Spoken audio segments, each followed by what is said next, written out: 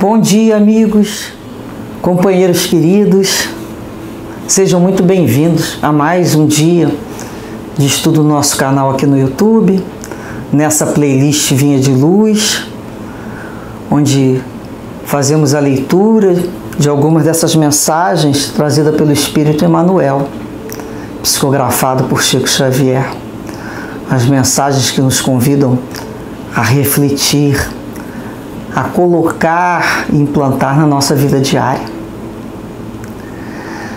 Rogamos sempre ao Mestre Jesus as bênçãos do entendimento, do discernimento, a intuição,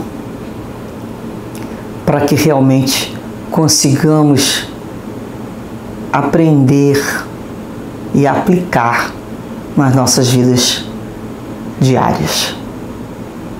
Com as bênçãos do Cristo, dos guias e mentores espirituais, em que sempre pedimos antes. Hoje iremos fazer a leitura da mensagem 44, que tem como título Saber como convém. Emmanuel nos traz aqui versículo 2 do capítulo 8 da carta de Paulo ao Coríntios, a primeira, em que ele diz: e se alguém cuida saber alguma coisa, ainda não sabe como convém saber. A civilização sempre cuida saber excessivamente, mas em tempo algum soube como convém saber. É por isso que, ainda agora, o avião bombardeia, o rádio transmite a mentira e a morte, e o combustível alimenta a maquinaria de agressão.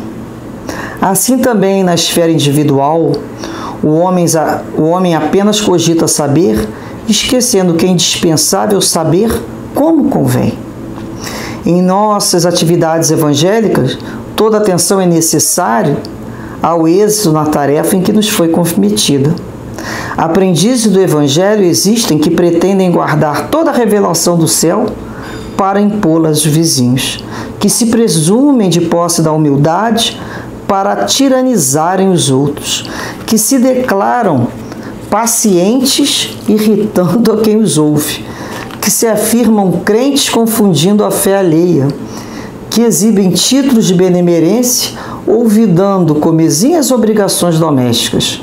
Esses amigos, principalmente, são daqueles que cuidam saber sem saberem de fato.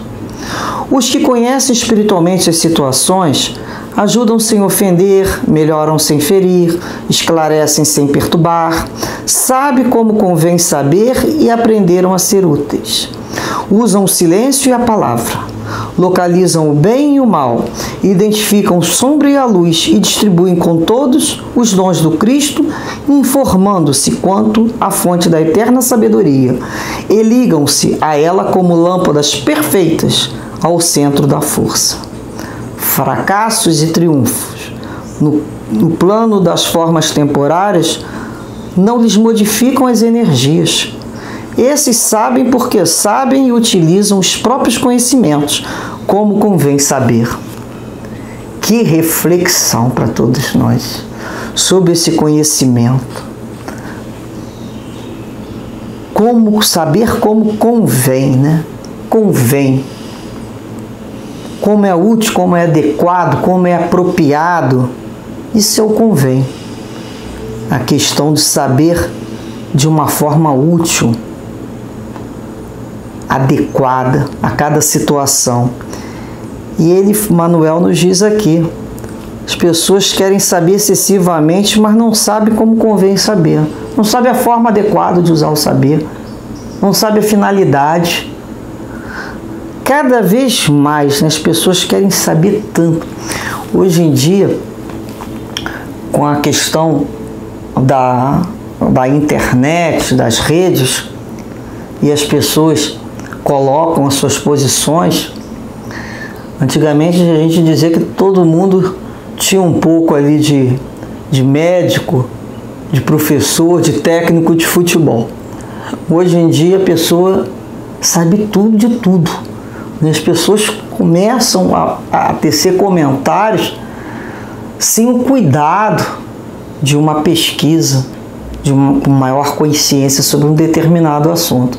Esquecendo que ali também tem informações que não procedem. E às vezes a gente fala assim, nossa, eu quero falar sobre isso, eu tenho que aprender a utilizar esse conhecimento de uma forma adequada. Senão eu vou sair espalhando aí terror, questões apocalípticas, enfim, eu vou acabar obscurecendo o outro que me ouve. É aquela história, se eu não tenho nada de bom para levar, é melhor ficar calado, né? O silêncio, às vezes, a falha é de prata, o silêncio é de ouro. Silêncio. É importante aprendermos a falar, mas é tão importante aprendermos a calar. Então a gente vai começando, ele vê aqui que, olha, ele conta aqui, né, a época que isso foi escrito, né, sobre o avião bombardeando, como é que foi utilizado aquele conhecimento? Né, tristeza de Santos Dumont, né, quando viu o avião sendo utilizado com aquela finalidade.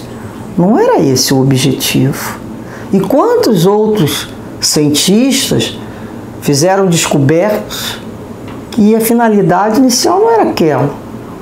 Né? Aquele conhecimento foi utilizado para espalhar terror, morte, agressão. Então ele pergunta aqui, olha, na esfera individual também nós precisamos aprender a saber como convém. E ele fala da atividade evangélica, que é necessário esse entendimento. Então muitos pretendem guardar a revelação do céu para impor aos vizinhos. Vira uma verdadeira guerra santa, né? Às vezes até dentro de casa. Vira um duelo verbal, um duelo mental, impor ao outro, porque ele acha que tem toda a revelação do céu. Então ele não está sabendo como deve saber aquela revelação, ele não está sabendo utilizar. Será que a gente sabe utilizar o nosso conhecimento evangélico? Cultura evangélica é uma cultura. Quando a gente estuda lá o Antigo Testamento, o Novo Testamento, quando a gente estuda a doutrina espírita, a gente está tendo uma cultura. Mas a gente está sabendo utilizá-lo como convém? Usar essa sabedoria de uma forma conveniente, adequada? E ele fala aqui, tem uns que se presumem na posse da humildade para ser tirano na vida do outro. Que humildade é essa? Muitas vezes, né, a questão da paciência irritando o outro. Isso é muito interessante. Às vezes, a paciência do outro, ele vai colocando de uma maneira que quem não está acostumado tem até aquele que a gente chama de tique-tique nervoso, né? Então tem um mínimo, mas tem gente que a gente fala assim, puxa vida, apaguei no meio da fala da criatura ali, porque era para acalmar. E tem hora que o fluido é para acalmar e tem momento que o fluido tem que ser para despertar. Então a gente tem que saber como utiliza a modulação da voz. Interessante isso, porque quando ela tem uma monotonia, quando ela não tem um diferencial de timbre, se você já está cansado naquele momento, aí você desliga. Mas independente se a pessoa é calma, a vibração dela é de esclarecimento, você se mantém ali ligado. Então é muito importante a gente ver como a gente está utilizando o que a gente chama de paciência, de voz calma, para não jogar o outro no sono, porque na realidade está tendo ali, né, aquela coisa que não modifica. Quando você fala assim, você faz o que a gente chama modulação do som. A gente não pode falar, né, nem berrando, nem tão baixinho. Cada um tem a sua maneira, tem o seu maneirismo aí vocal. Eu não consigo falar muito baixinho porque o meu timbre de voz por si só é de uma determinada altura. Já é alto, né? E se eu diminuir muito, eu não consigo falar. Então, um dia a gente vai ter uma voz mais adequada, mas tem coisa que a gente não consegue modificar. E é interessante que ele fala aqui, tem uns que se dizem crentes, que acreditam e confundem a fé do outro, espalhando uma coisa difícil que a gente para e fala, onde é que essa criatura tirou essa ideia? Está levando dúvida, né? E alguns se mostram tão caridosos, ele fala, olvidando comezinho as obrigações domésticas e esquecendo a gentileza dentro de casa. Como é que eu posso ser uma pessoa tão bondosa, tão generosa, se eu não sei dar bom dia ao meu caminhar, né, na minha rua, com as pessoas que eu vou comprar um pão, ou vou no mercado, eu não sei dar um bom dia, eu não sei falar um com licença, um por favor, eu não sei dizer obrigado? Como? Eu não tenho uma sabedoria, quer dizer, eu não consigo fazer os gestos mais simples que a gente fala aqui das obrigações domésticas, fazer a gentileza para um familiar, colocar, né, um copo d'água para o irmão, levar para o esposo, para a esposa, um café quentinho. Se a gente não consegue ser agradável a 1, 4, 5 pessoas, como eu quero ser uma pessoa com título de benemerência? Então são questões que a gente tem que começar a questionar. Como é que está sendo o nosso comportamento, dessa sabedoria? Para que eu quero tanto saber? Como é que eu estou utilizando isso? Estou utilizando isso para ficar lá dizendo para o outro o que ele tem que saber, o que ele tem que fazer, porque eu sou como a gente fala, né? A última cocada ali daquele tabuleiro. É para isso. É para isso que serve o saber? Para distanciar? Saber é um muro na nossa vida ou é uma ponte que nos faz cada vez mais nos ligarmos ao outro? Porque nós precisamos, né, ajudar sem ofender, melhorar sem ferir, esclarecer sem perturbar. Ele está falando aqui. Saber usar o silêncio e a palavra. Tem hora que a gente tem que se calar. Em prol da comunidade, em prol de um trabalho, de um estudo, a gente se cala. Não é momento de discussão. Vocês querem ver uma coisa? Em tudo na vida. Um médium que está ali dando um passe, ele está com toda a boa vontade do mundo. Mas se ele não souber adequar os fluidos dele, ele não sabe utilizar. Ele tem que usar o que a gente chama a cabeça. Vocês já viram aquelas pias que tem um ralinho pequenininho, né? Uma entrada pequena, uma saída de água, o ralinho da pia, e aquela torneira joga muita água. Só que o ralo é pequenininho. O que acontece? Ela vai sobrar, ela vai até cair água. Vai começar a derrubar água pelos lados. E assim também são os fluidos. Para quem que você está aplicando fluido? Aonde você está aplicando? Qual a quantidade? Está sendo adequada? O teu pensamento está sendo adequado? Será que nós devemos falar ao outro como médiuns que somos o tempo todo, recebendo informações às vezes do plano espiritual, falar tudo ao outro? Não. Mesmo os estudos, eu posso chegar aqui com o objetivo de demonstrar conhecimento, começar a falar, se não vai esclarecer nem consolar, para quê? Muitas vezes a pessoa quer ler um determinado livro, a gente fala assim, ó, primeiro, lê lá o livro dos Espíritos, né? Kardec fez ali uma série de livros.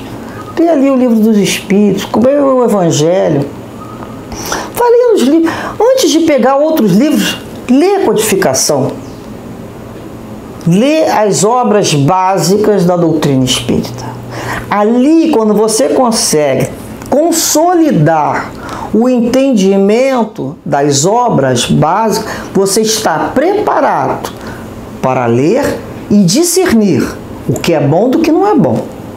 Para que trazer um livro, uma história que eu não tenho condições de ter aquele entendimento e vou entrar na casa do mito. Para que serve? Não serve. Eu preciso que o livro me esclareça e me console. Não adianta saber muito e entrar no desespero. Não adianta ficar falando e contando história dos bastidores espirituais se a criatura não entendeu que o objetivo da doutrina espírita foi e é a promessa do Cristo quando nos trouxe o Consolador prometido. É a doutrina espírita. Ela é uma obra coletiva do qual não pesa numa personalidade, e sim nos espíritos que trouxeram aquele entendimento. E Kardec é o codificador, foi aquele que organizou o que é abstrato, é aquele professor que estudou, que pesquisou, que traz para a gente de uma forma organizada um pensamento. Às vezes a gente tem muito conhecimento, mas não sabe levar para o outro o que é uma coisa abstrata, não sabe organizar um pensamento para que o outro materialize com mais facilidade. Então, ele é aquele professor que subiu muito, ele levou o seu conhecimento e ali ele soube traduzir e nos trouxe de uma forma organizada. Poucos espíritos têm essa condição, né? Kardec era o bom senso reencarnado. Agradecemos muito esse espírito por todo o trabalho que ele teve. Hoje nos possibilitando estudar a doutrina espírita. Quando tivermos bem essa base, tivermos esse conhecimento, nós podemos buscar outros. Mas tem pessoas que querem começar a edificação de uma casa pelo telhado. Como assim? Você quer começar por cima? Você tem que começar fazendo o alicerce, você tem que fazer uma boa base. Não adianta falar que sabe tudo, quando você não sabe nada.